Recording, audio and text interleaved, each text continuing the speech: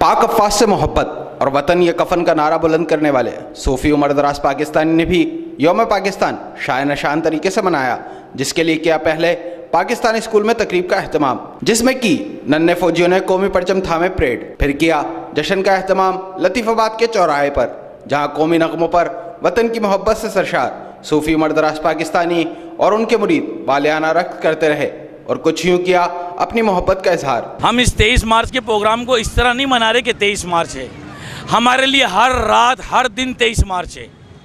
क्यों कि ये वतन नबी करीम सल्लल्लाहु अलैहि वसल्लम की बशारत के ऊपर हमें मिला है, और हमारा हर रोज़ यही कहना है कि ये वतन है तो हम हैं।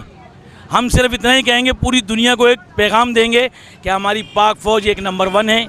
और अल्हम्दुलिल्लाह इस आपके टीवी चैनल के तवस्सुल से एक पैगाम देना चाहते हैं कि ख़ास तौर इंडिया को, मुसाद को, इसराइल को, अमेरिका को, कि अगर हमारे पाक अफ़वाज और वज़ीर आज़म अगर शराफत से तुम्हारे साथ चल रहे हैं और हम लोग अमन वाले लोग हैं, तो हमारी अमन को कमज़ोरी ना समझा जाए, वरना वतन या कफन।